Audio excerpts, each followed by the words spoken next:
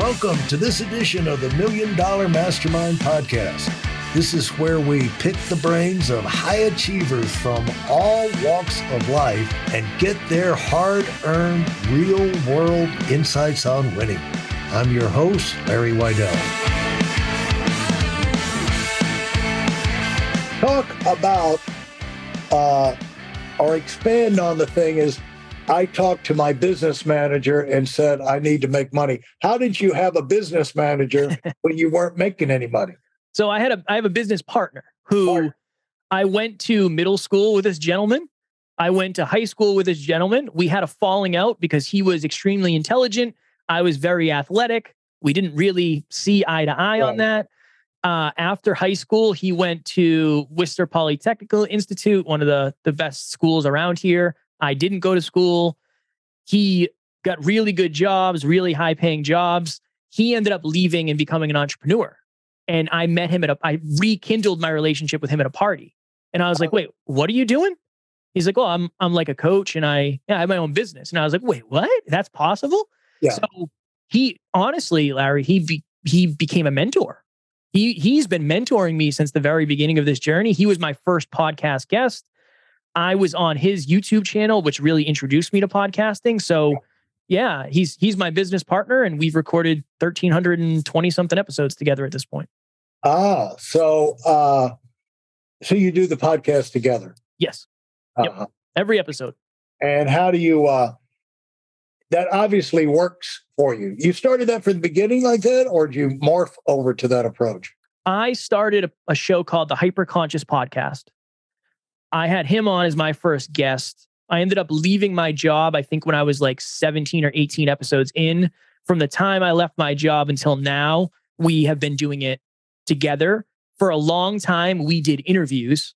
Now it's just us. We do 7 episodes a week where we figure out, okay, what are our listeners going through? Okay, let's talk about building belief or self-worth or whatever it is. And yeah, now it's us 7 times a week trying to help our listeners at a deeper level. Yeah. And so does that created podcast business for you? Does that continue to drive your coaching? Yep. People say, I want to be a coach,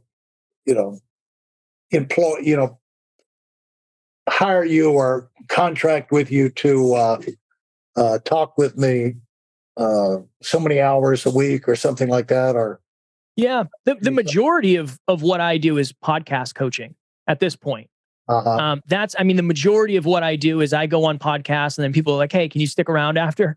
And it's like, yeah, sure. I'm happy to talk about podcasting. And then something will usually happen from that. My business partner does a lot of high business consulting with successful businesses. So he's gone much more the business route. I've gone much more like the brand and relationships route with our listeners. But yeah, no, I do way more podcast consulting and coaching than anything else. That's pretty much where you'll find me most of the time. And because that's what you're good at or what you've gotten really good at, and what kind of things do you find that you can help people with the most in their personal situation to get them organized? Because, you find the world is full of people with lots of knowledge and they don't use it, and, they're always more. In fact, I could sit here to the end of the day and make lists of names of people I know like that. I know personally and don't want to offend them. It's not that they're not as successful. Some of them are $1 million earners, but it's almost like they have no confidence in how good they are and no appreciation for their own accomplishments. They're always trying to learn desperately. There's a certain amount of, I'm curious, I want to grow, I want to move forward. And there's another thing of people like desperate to learn like this, like if I don't get this, I'm going to fall apart, So I'm sure you run into that. And so as you work with people, where do you find the starting point always is, when I wrote my book, the starting point is getting over doubt, and that's the first, like you get a project, I want to climb the Himalayas or something like that. I want to start my own business. I want to be president of the United States. It's like, really? and you could hear all the outside voices. You get rid of that idea. That never happens to people like you. And so then you've got to work your way. You got to sell yourself. Basically, you got to be a salesman, and you've got to sell yourself before anybody else is going to buy into the idea. Yeah. And so, how do you run into that as a starting point with a lot of people? One of the biggest things I see with people is and very much to what you said, it's an identity issue. There's a drastic delta between who somebody identifies as and who they want to be. Yeah. And that really is the hardest thing of like, okay, if you come to me and say I'm not a speaker, it's going to be very hard for you ever to be a speaker. Right. You're already determining that that's just not a possibility for you. So that's usually the majority of the time in the beginning, is trying to figure out who this human thinks they are and why do they think they're that person. Yeah. There's so much in that. Have you unpacked? I'm just curious about this. Have you unpacked at this date why you still had that emptiness coming up? And, do you see that very clearly? Yeah. For yourself now, analyzing yourself over the couch, 10 years ago or something like that, Yeah. I think I put, you'll hear a lot of people say money can buy happiness. I think money does buy momentary bouts of happiness. I do agree with that. Yeah. Right? Yeah. I would agree with that. What money does not buy is fulfillment. Right. And I think I was living a pleasure-centered life at the detriment of finding fulfillment. And I don't know, for me now, it's like, I'm never going to actually be as quote unquote successful, whatever that means to me, as I want to be. But the journey is super fulfilling. So if I never get there, it doesn't really matter because I'm always going to be fulfilled doing it. I just think I had the wrong paradigm. I think I had a pleasure-centered, comfort-seeking paradigm, and that brought me the results that I had. And when I transitioned that to fulfillment and adding value and being of service in whatever unique way that is, that was just something that I had never felt before. And it's just very sustainable. So yeah, I think about that often, right? I'm sure you have days where it's like, I don't really want to do blank, blank, blank. I don't want to do this call. And then you sit back and say, at one point, this is my dream. So I don't ever want to lose sight of that. And I'm super fulfilled doing it. I'm always more fulfilled after I do it. Yeah. I never really, I think we all look at things different ways.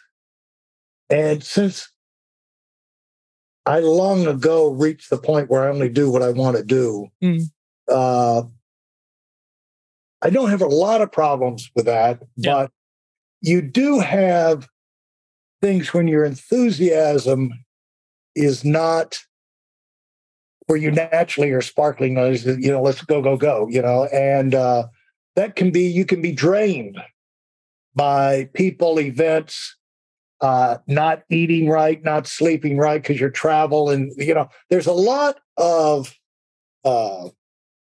advantage. You're never going to get anywhere if you're not consistent. Consistency wins. General consistency wins every time, and so whatever success you're going to have, you're going to have to be consistent to make it happen. And that's not going to be possible for you if you don't make a decision to stay in charge of your life and say, I'm not God, I can't operate without food or sleep. There's certain things I've got to breathe on certain cycles, sleep on certain cycles. So I am a limited being here. And so, and being able to know that. So when you don't have that enthusiasm, you can kind of explain it to yourself and manage your way through it. But there's always going to be things where you have to assert yourself. You know what I'm saying? You have to, like with interviews. With interviews, it's like any performer, you got to make it happen. It's like I'm a photographer, you got to make a good photograph happen. You don't just like, hey, go outside and, you're going to get the same old bush that's out there every day when you walk outside your garage, And if it's in the middle of the day, it'll be the same old crappy lighting, So if you want to make something exciting happen, in front of that lens, you've got to do the things that cause that to happen. You got to get in the groove. But in terms of making it happen, one thing you have to do if you're a photographer, what I do is, you have the equipment and this idea. I've got to switch my brain on. So when I walk, if I'm going to do photography, you always have your camera with you, but take a picture of something. Go out there and go click. Because somehow that turns the mind on. Is like, oh, we're looking for images now. We're doing photography. So you do other things, but it's like, okay, I'm still looking for things. So you have to force yourself to kind of get started and get in the mood. And like if you're a speaker, I would tell people when you go on stage, tell yourself, smile, you dumbass. You know what I'm saying?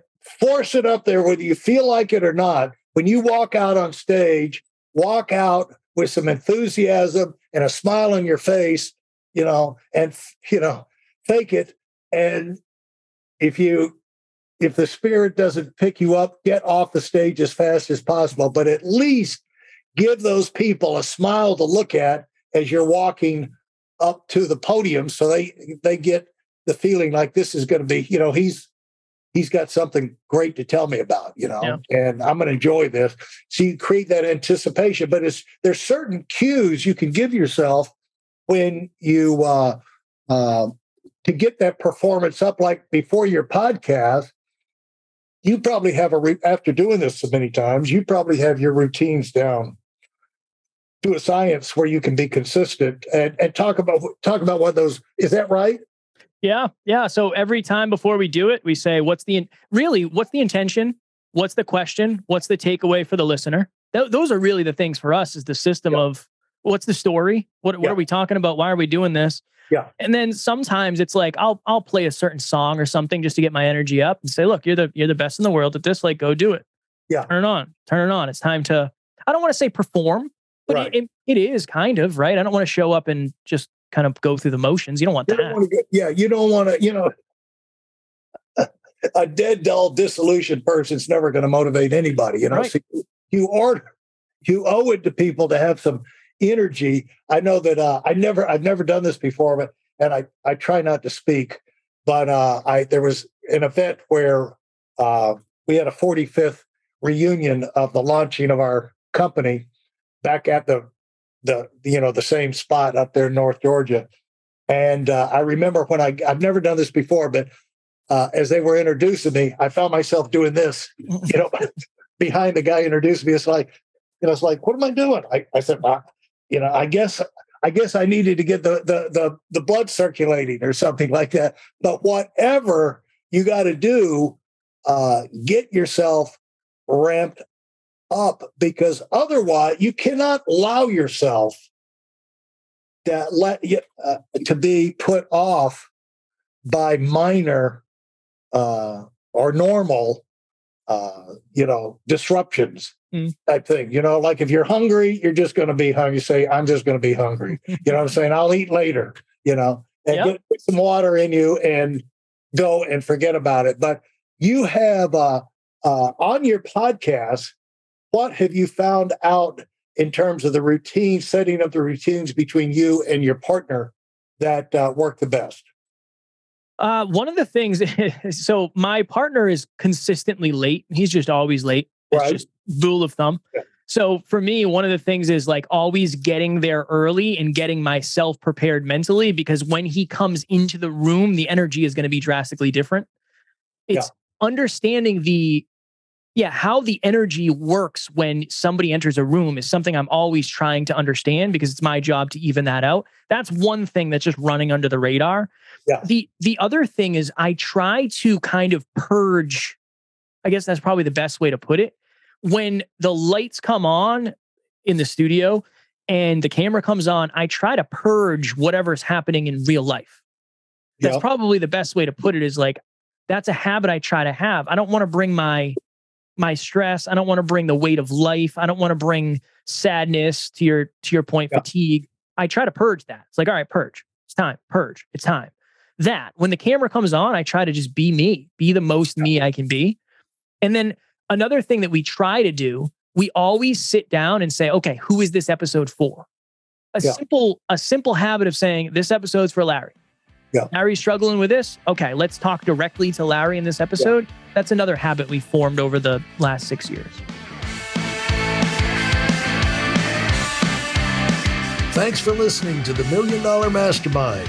If you felt there were any valuable takeaways from this episode, please take a minute and leave us a 5-star review.